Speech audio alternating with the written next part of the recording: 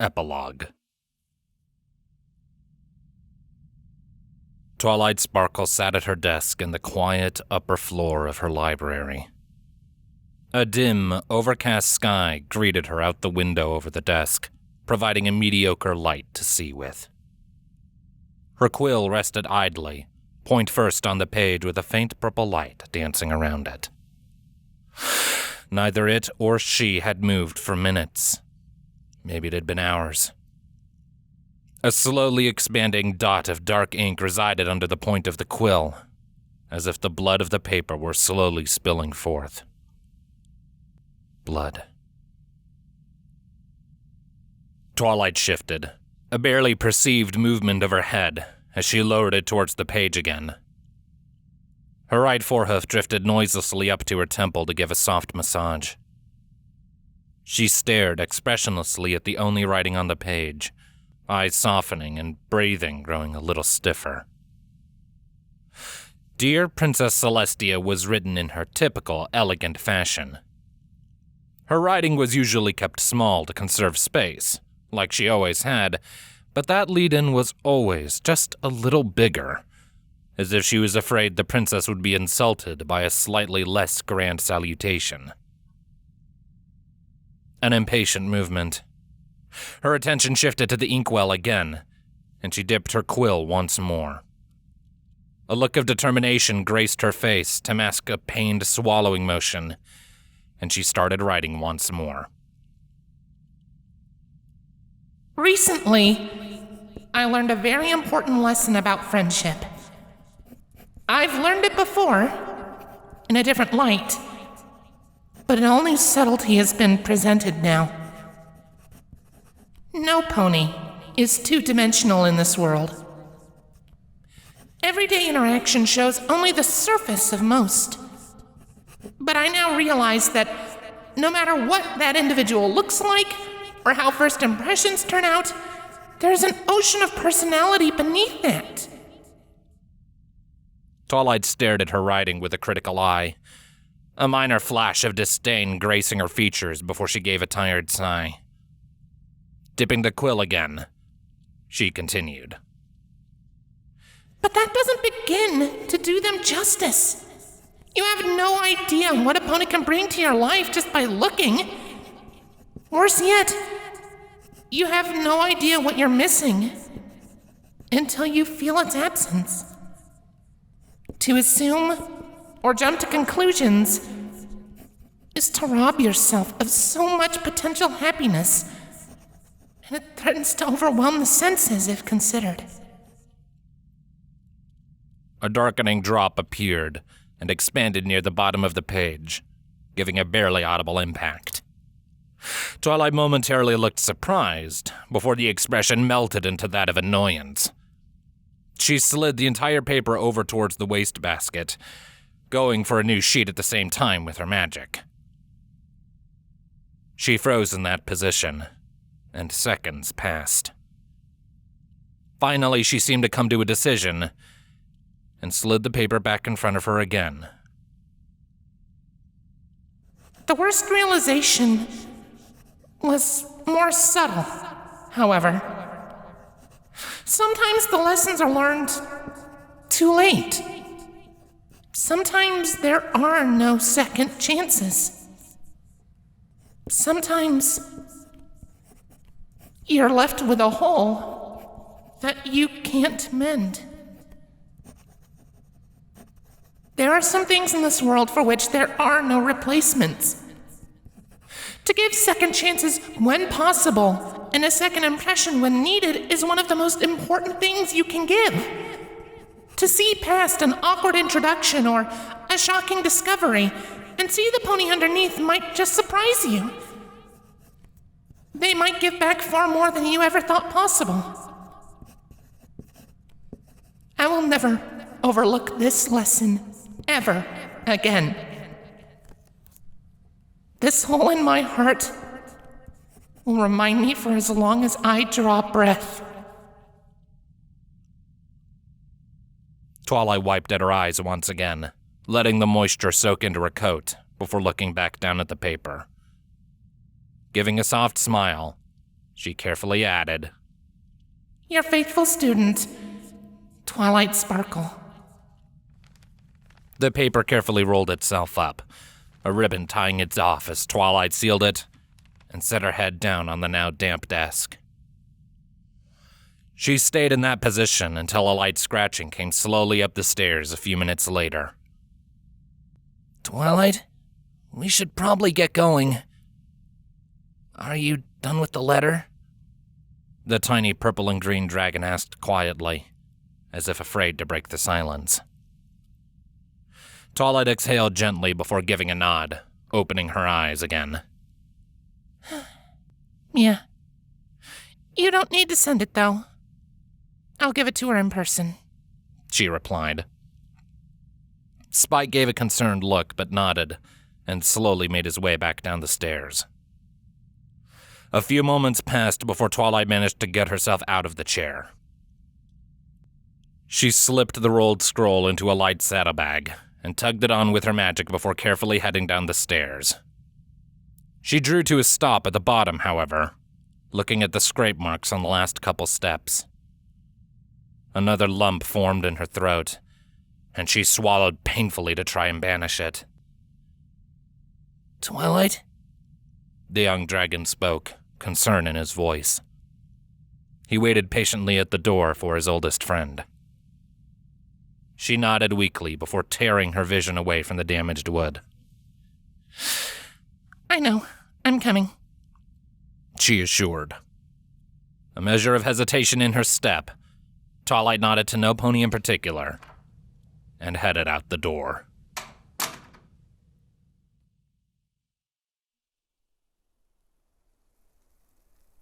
It was a chilly day, with winter coming on the horizon. A small gathering of ponies met in a tucked-away corner of the woods, in a beautiful clearing with a flowing stream nearby. Most would pass it by without a second thought, if they even came upon it, as it seemingly contained nothing out of the ordinary. Today, though, there was a fresh pile of rocks there. A simple thing, with writing carved into the base boulder they were all piled onto. It stood as a beacon, disrupting the natural feel of the clearing with something that looked natural, yet was obviously artificial in construction. There were only 11 ponies there. Not many had known the pony whose name, briefly given, was on the rock. The Apple siblings came. Applejack, Big Mac, and Apple Bloom. Fluttershy rested against Rarity for support, light tears still coming down her face. Sweetie Belle sat at her sister's feet. Pinkie Pie stood next to Rainbow Dash, both looking uncharacteristically solemn. An upset-looking Scootaloo stood next to Rainbow on the other side. Perhaps most outstanding of all were the 2 alicorn princesses standing near the back. The royal guards were posted outside of the grove in this case. Twilight arrived with Spike on her back a few minutes later, appearing tired but managing a light smile towards the group. She passed by them all before standing in front of the pile of rocks. Her saddlebag magically opened, and she pulled out her short, yet carefully prepared speech. The cards it was written on drifted in front of her, and she looked back up at the small stack of stones. She had spent all night writing it up, but oddly, she hesitated. Half a minute passed, and the other ponies started to give concerned glances to her. Finally, she steeled herself and cleared her throat.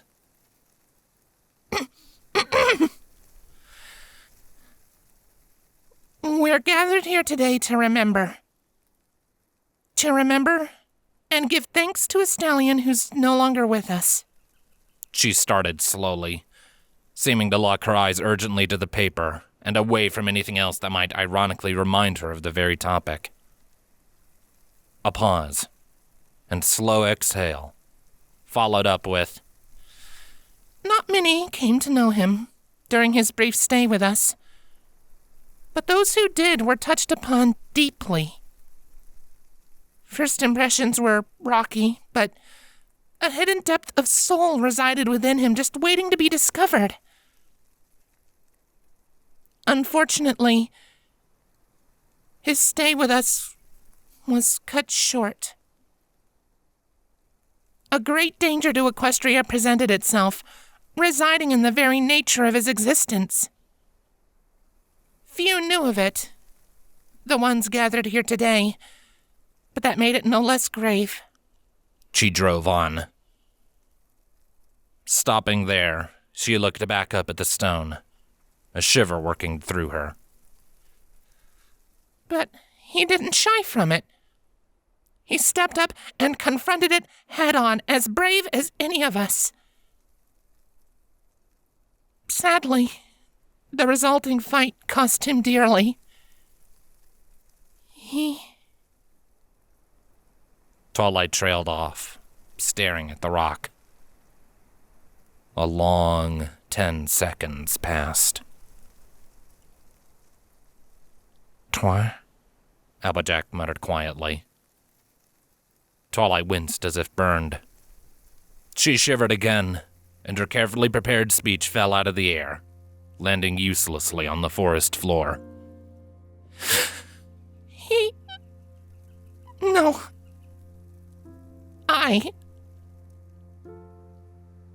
I failed him. It was up to me to bring him back. Instead, I only put him and Rainbow Dash in danger by not thinking. But... She started to mutter, tears now sliding down her cheeks. Twilight, you... Applejack started, walking carefully to her side. Twilight shifted away from her, staring at her speech in the dirt. No! I didn't alert the princess when I should have. I didn't think about the monsters being alerted by a stupid glowing streak of light coming out of the portal. And worst of all, I was too slow. If I'd pulled him back even a second sooner, he would still be... She yelled angrily, directed at herself. Toi, stop it. You did the best any pony here could have done. Please, just rest for a bit, okay? Let it out. Don't blame yourself. Applejack coaxed, sitting down quietly in front of Twilight.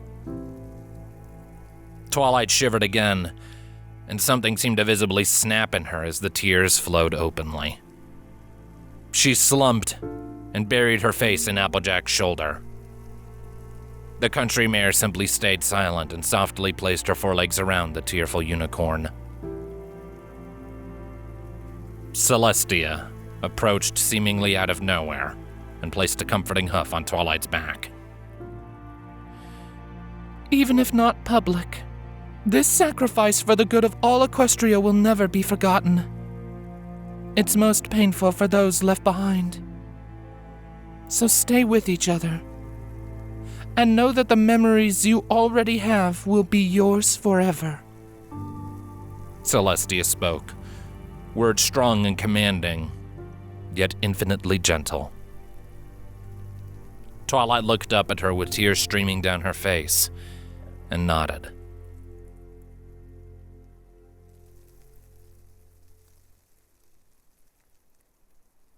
The gathering broke into gentle talking, with memories being shared. It was a quiet, reserved event. The mood low, but discussion pleasant. Eventually, the yellow Pegasus broke off from her friends and approached the stone by herself. I miss you already. I know I, said some stupid things, but please forgive me. What I really wanted was to be with you, even if I lack the courage to ever say it. I guess it's too late now, but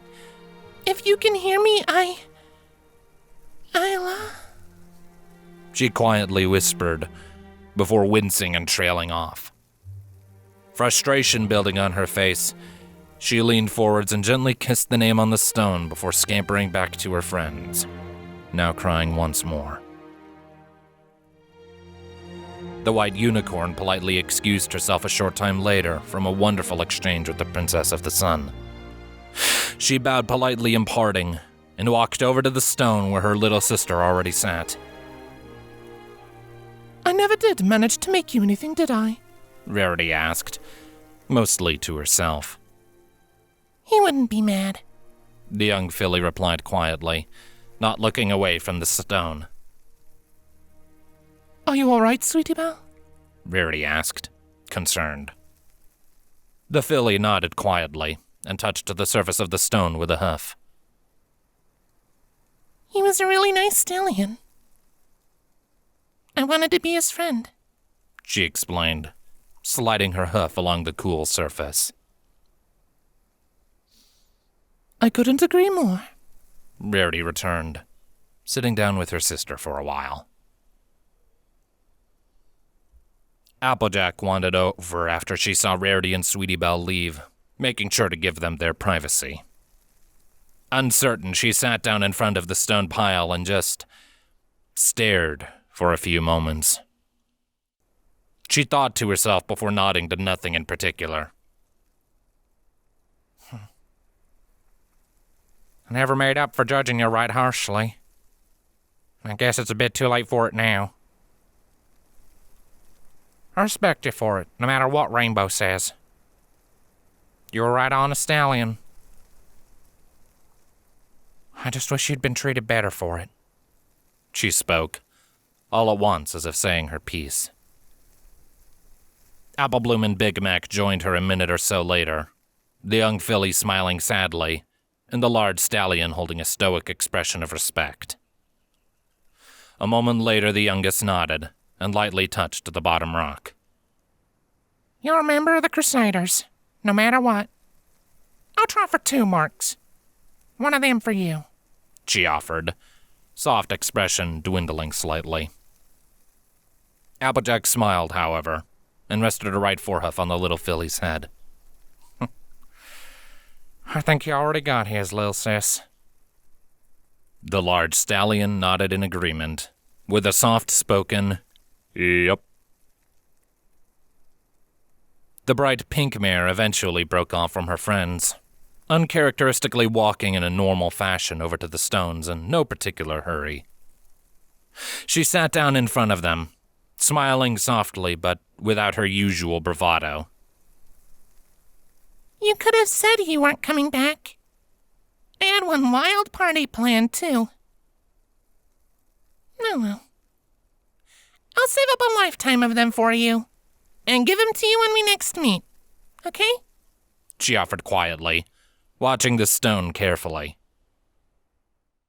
A half-minute passed, and her tail and left foreleg twitched lightly. She smiled and nodded. Good. And don't worry about them. I'll have them smiling again soon enough, she promised, before quietly standing and walking away.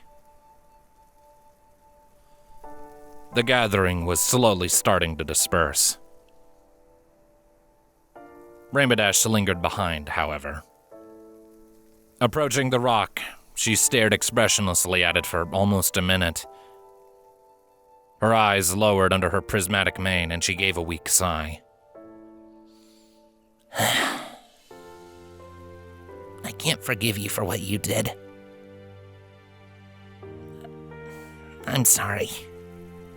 For a lot of things, really. You made me break a promise to my friends. I can't help but think I might have gotten you out faster if I'd been there. We could have saved you, she spoke, a hint of anger in her voice. Several seconds passed and she exhaled again, adding, Still, I have to admit, you had a lot of guts. You were a lot cooler than I gave you credit for. I'm glad we got to be battle partners. She hesitated, then let a puff of air out of her lips, blowing her bangs out of her eyes before wiping them with a forehoof. Phooey. I'm not any good at this stuff. I'll see you later, Mender. She finally muttered, before trotting after Pinkie Pie as she left. Scootaloo smiled gently at the stone after watching Rainbow leave. She gently batted her hoof to her chest, then jutted it out to the stone, a silent symbol of acceptance and respect formed far too late.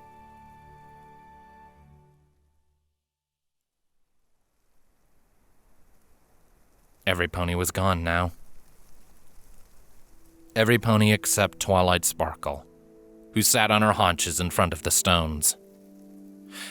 She had told them she needed a little time to herself. The way she considered the stone indicated she didn't feel alone, however. Her conversation, while totally one-sided, carried on with enthusiasm regardless. But her shoulder was only nicked. Whatever hit her did a pretty good job of cauterizing the wound, so I didn't have much trouble healing it. She shouldn't even have a scar. It's an advanced layering technique with the weaved magic. I should really show you, she continued. The better part of an hour passed. Eventually, her conversation died down, and she rested her head against the rocks, horn extending along the pile as it glowed softly with an inner light.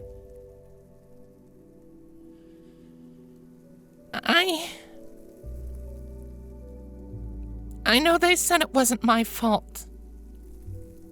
But we both know the truth, don't we? I tried so hard to heal your body. It's just not fair, she muttered, starting to get the rock wet as tears slid down her face again. A smaller rock slipped and fell off the top of the pile, lightly bouncing off her head. She winced, then smirked. I guess that's a sign you disagree, she muttered, rubbing her head and floating the rock back into place with her magic. Still, even if she likes you, I can safely say I do too. I've been thinking about it a lot and decided I wouldn't mind giving it a try. I know it's too late now, but I guess I just wanted to say it, she added after a minute's hesitation. There was no answer, of course, but she smiled anyway, before curling up at the base of the stones. She could stay for a little longer yet.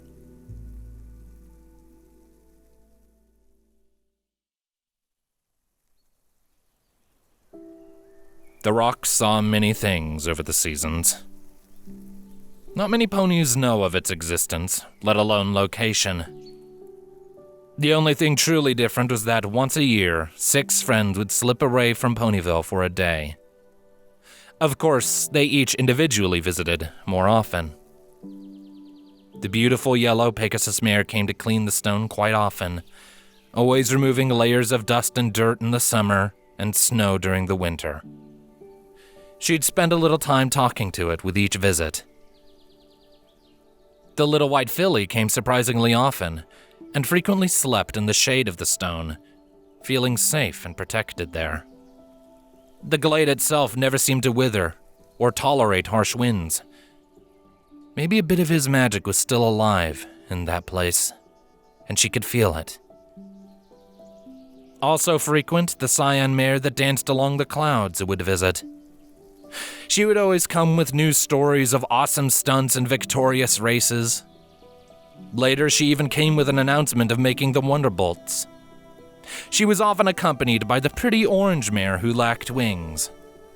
It wasn't a downside, though, because her girlfriend was her wings instead. The white mare with the beautiful mane visited often enough, frequently fussing over various decorations and flower arrangements for hours at a time, humming to herself in the silence. She refused to leave until the stone was decorated to perfection. Even the pink party mare visited frequently. She would often dress the stone up with decorations of her own and leave snacks for it. Once, she left a rainbow-frosted cupcake for it before running away giggling. Finally, the lavender unicorn came as often as her studies allowed for. She rarely smiled, looking haunted by lost time when she visited. Maybe she was missing things she could never have. Or maybe she just never forgave herself for what she thought she let happen. She didn't speak of it to any pony other than the rock, and it certainly didn't pass on her secrets. Things went uneventfully for the rock, as such things often do. Not much changed until the orange mare visited by herself in the spring. She carried a wisp of a sapling with her in a saddlebag, a runt, like the pale blue stallion used to be. As usual, she sat for a while in front of the rock, smiling gently. Eventually, she spoke up softly. I know this is probably silly of me, but it feels right. We're not going to be able to keep you company forever, as I'm sure you know. So, I'm going to plant this here tree right behind you, she explained gently before pulling out a small shovel. She only needed a few minutes on the job. The small tree stood proudly out from behind the stone, and she nodded once, admiring her work. There. When we're long gone, this here tree will always remind you of us. And hopefully by the time its turn comes, you'll have yourself a right good forest here to keep you company. It's the best I can do, she muttered, sitting down in front of the rocks. All things ended, as she knew all too well now. Shortly thereafter, the Cyan Pegasus showed up to give her a lift. Now, the tree is massive, easily towering above its fellows in the much thicker forest around it, somehow almost eternally old. It stands as a sentinel in the long-forgotten glade, a pile of old rocks grown into its trunk like they were meant to be there. Through the layers of moss and vines, a name can still be seen carved into the largest one. Moon Mender. A long-lost, forgotten soul, just wanting to make a difference. And maybe he finally had.